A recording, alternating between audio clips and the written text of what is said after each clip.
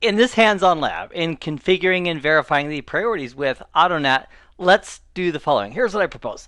Let's configure Firewall 1 to do AutoNAT and use the hide option to protect all the internal networks as they send traffic through Firewall 1.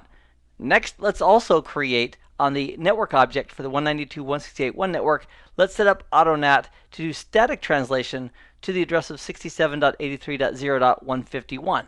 And then for PC1, our administration PC, our management PC, let's do AutoNAT, and we'll use the static address of 67.83.0.152 for that.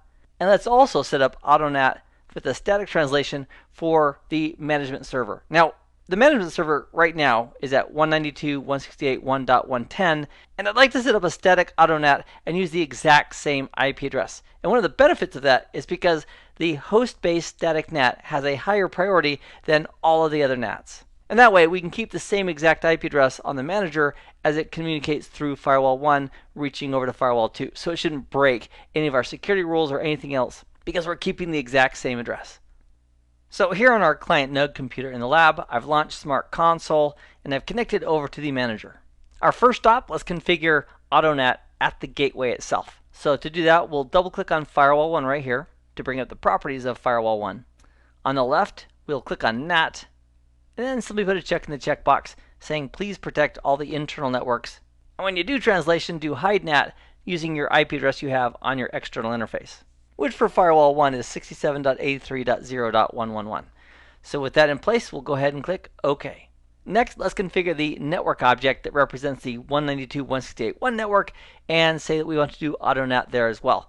So to get to that object, there's several ways of getting there. One way is to click on the Objects link over here on the right to bring up that panel. And then in the Objects panel, we can click on Network Objects. And then from that list, we can click on Networks.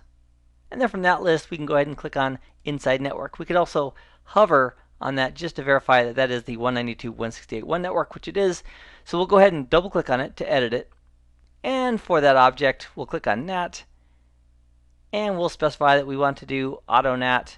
And we're going to do static translation. And then for that network, we're going to use the translated address of 67.83.0.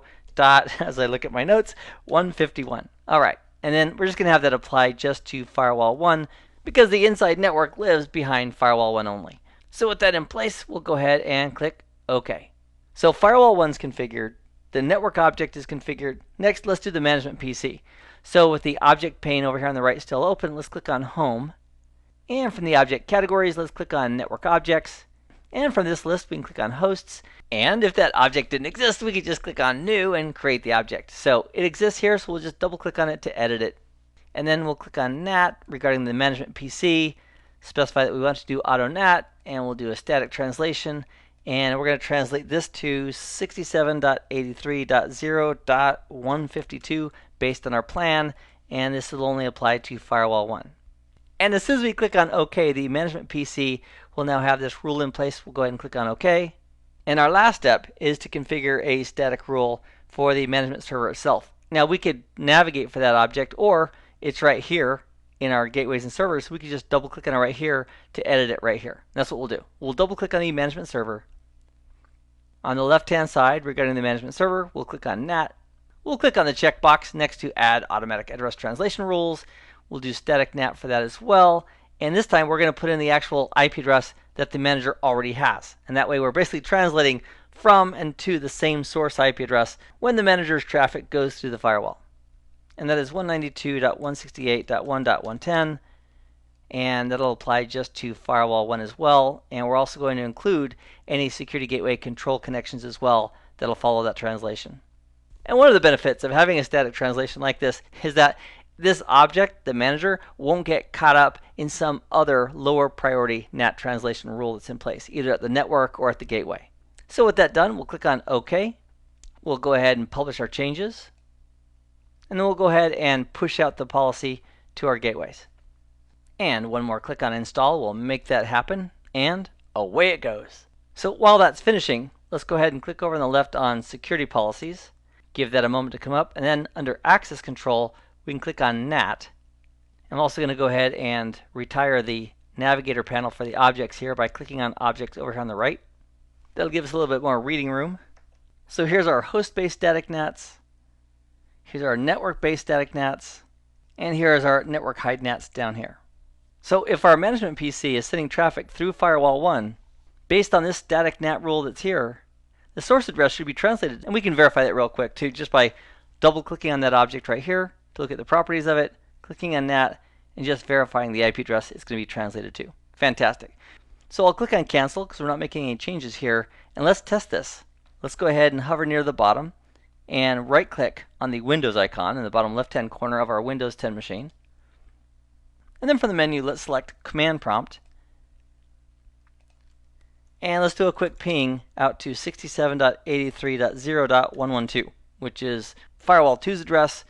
So that traffic will go from the PC through the firewall, which will invoke the translation. So we'll press Enter. That's a good start that it's working. We'll minimize that command prompt, and let's take a look at the logs. So over here on the left, we'll click on Logs and Monitor. It looks like it's getting the latest and greatest information. If this was already up for some reason, we could also click on Refresh, and that would refresh with the latest log information as well. And let me size these up a little bit to make it a little easier to read. So in this output, this top entry is reported by Firewall 1. The source was the management PC going out to the Firewall 2's address with an ICMP echo request. And if we double click on that to look at the details of it, sure enough, right here under NAT, we have source address translation. The original address was this bad boy right here. And because of the auto NAT static rule that we had for that specific machine, it got translated, the source address got translated to this IP address ending in .152, just as we expected. So in this nugget in Hands-On Lab, we did some practice in both configuring AutoNAT on gateways and hosts and networks, and that provided us the opportunity to see the priority in which they're processed, and then we were able to verify that by sending some traffic and verifying the translated address that was used as a result. I hope this has been informative for you, and I'd like to thank you for viewing.